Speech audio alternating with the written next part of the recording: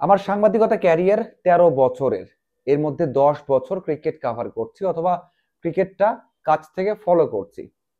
দেখুন, এই সময়টাতে অনেক ভালো ঘটনা ঘটেছে, অনেক ভালো কিছু সাক্ষী হয়েছি এবং অপ্রীতিকর অনেক কিছুই দেখেছি, অনেক কিছু সাক্ষী হয়েছি।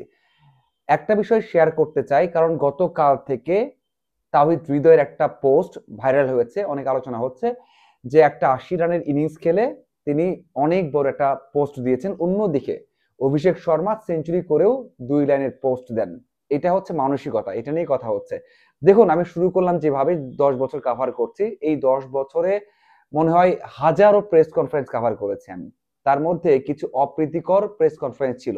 সেটা কেমন দেখুন, সেটা কিন্তু বাংলাদেশের জয়ের ক্ষেত্রে বেশি হয়েছে, বা বাংলাদেশ ভালো করেছে, তারকারা সেঞ্চুরি করেছেন, 50 করেছেন অথবা 5 উইকেট নিয়েছেন, এরপরেই এমনটা সহ্য করতে হয়েছে বা শুনতে হয়েছে, শুধু আমাদের নয়, আমাদের মাধ্যমে সমালোচকদেরকে।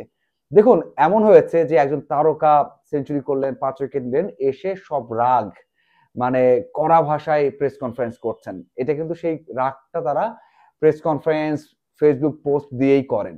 এই যে তাওহিদ হৃদয় যে পোস্টটা করেছেন, সেখানে বলেছেন যে আসলে বিপিএল এ তাকে একেবারে মানে খুব হাইপ দিয়ে ফরচুন বরিশাল নিয়েছিল, কিন্তু একটাও 50 করতে পারেননি, রান পাননি, পরিশ্রম করেছেন। সেখান থেকে ব্যাক করার পর স্বস্তির কথা জানিয়েছেন এবং ভক্তদের কথাই কিন্তু বেশি বলেছেন, যে ভক্তরা তার জন্য কষ্ট পেয়েছেন, চেষ্টা করেছেন বা চেয়েছেন রান করুক, অথবা তার আশেপাশের মানুষজন চেয়েছেন, সেজন্য পোস্টটা করেছেন। দেখুন, আমি কি দিয়ে শুরু করলাম ওটা একটু বলতে চাই, যে আমাদের সংস্কৃতিটাই এমন যে আমরা যখন একটা রান করি বা সেঞ্চুরি করি, মনে হয় যে আমরা আহ একটা কি বলে করুণা করলাম দলের জন্য। আমি একটা ভিডিও বানিয়েছিলাম আমার ফেসবুকেই অথবা ইউটিউবে, আপনারা দেখবেন হয়তোবা, যে আমরা যখন এটা ভুলে যাব যে আমরা করুণা করছি, তাহলে হয়তোবা আমরা তখন আমাদের দায়িত্বটা পালন করতে পারবো। হ্যাঁ, তার সাথে হয়তোবা হৃদয়ের এই পোস্টটা মিলবে না, তারপরেও হৃদয় তার যে কষ্টের মধ্যে ছিলেন সেটা কিন্তু শেয়ার করেছেন। খুব বেশি একটা যে অপরাধ করেছেন তেমনটা নয়, কারণ অনেক ব্যক্তি কেন্দ্রিক ভাবে বা ব্যক্তিগতভাবে অনেকের প্রকাশের মতামতটা অন্যরকম হতে পারে, বা প্রকাশের ধরনটা অন্যরকম হতে পারে। হয়তোবা তাওহিদ হৃদয় যেভাবে প্রকাশ করেছেন, অন্য কেউ এভাবে করবেন না। হয়তোবা লিটন, মুশফিক, সাকিব, তামিম তারা হয়তো অন্যভাবে এটা প্রকাশ করবেন। তবে তাওহিদ হৃদয় যেটা করেছেন, তার কাছে বা তার কষ্ট লাগছিল, সেখান থেকে রিলিফ, একটা একটা স্বস্তি, সেই জন্য কিন্তু এটা করেছেন। অন্যদিকে ভারতীয় দল আপনারা সবাই জানেন, তারা ওয়ার্ল্ডের বেস্ট ক্রিকেটার আছে, সেখানে একটা সেঞ্চুরি, দুইটা সেঞ্চুরিতে খুব একটা যায় আসে না। তবে এটা ঠিক, এটা আমি মানি যে আমরা রিয়াক্টটা বেশি করি। আমরা একটু ভালো করলে অন্যকে একটু খোঁচা দিয়ে কথা বলা, বা একটু অন্যরা আগে যখন কথা বলেছে তাদেরকে বুঝিয়ে দেয়া যে না, আমি ভালো করি, ভালো করতে পারি। এটা আমাদের সংস্কৃতিতে বেশি আছে এবং এটা বেশি চলে। এজন্যই হৃদয়ের এই পোস্টটা সবচেয়ে বেশি ভাইরাল হচ্ছে এবং আলোচনা হচ্ছে।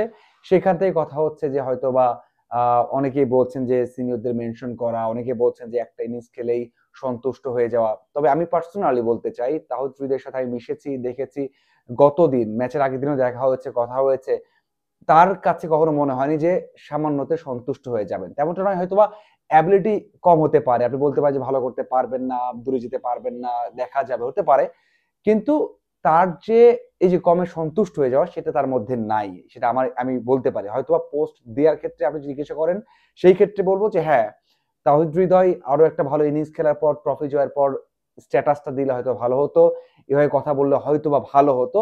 এত দ্রুত না দিয়ে মাত্র একটা ইনিংস খেলে স্বস্তির পরে না দিলে, দিয়ে হয়তোবা ঠিক করেননি। এবং বাংলাদেশের প্রেক্ষাপটে যেহেতু এগুলো ঘটে থাকে, বিভিন্ন সময় হয়ে থেকেছে বা হয়েছে, সেই জন্য হয়তোবা কথাটা বেশি হচ্ছে। অন্য দেশের প্রেক্ষাপটে অস্ট্রেলিয়া ওয়ার্ল্ড কাপ জিতলে, ইংল্যান্ড ওয়ার্ল্ড কাপ জিতলেও এত আলোচনা হয় না, বা ওরা প্রত্যেকদিন সেঞ্চুরি, হাফ সেঞ্চুরি করলেও কিন্তু ওরা পোস্ট এভাবে বলে না। বাংলাদেশের প্রেক্ষাপটে এটা বেশি চলে, এই জন্য এটা বেশি হচ্ছে। তবে তাহিদ যদি হয়তোবা আরো একটু অপেক্ষা করতে পারতেন, আরো ফর্মে ফিরে ধারাবাহিক হয়ে পোস্টটা করতে পারলেই বা পোস্টটা করলে ভালো হতো, সেটা আমার মনে হচ্ছে। এবং যেই অভিজ্ঞতা আমি বললাম যে আমাদের ক্ষেত্রে বা আমাদের তারকাদের ক্ষেত্রে এটা ঘটে, এটা অবশ্যই ঘটে। আপনি হয়তো সামনেও দেখবেন এবং একটু অতীত ঘেটে দেখলে আপনারা বুঝতে পারবেন যে শুধুমাত্র সাংবাদিক নয়, সমর্থকদের নিয়ে যারা কমেন্ট করেন, তারপর হচ্ছে যারা বিশ্লেষক কমেন্ট করেন, তাদেরকে নিয়েও কিন্তু তারকারা প্রেস কনফারেন্সে এসে অথবা পোস্টে তারা যে কোনো ভাবে করা ভাবে কমেন্ট করে থাকেন। এটাই হয়তো সংস্কৃতি। আপনার কি মনে হয় এই বিষয়টা নিয়ে? অবশ্যই কমেন্ট করে জানাবেন। ধন্যবাদ সবাইকে সাথে থাকার জন্য। আশা করি আরো আপডেট এবং বিশ্লেষণ নিয়ে হাজির হয়ে যাব।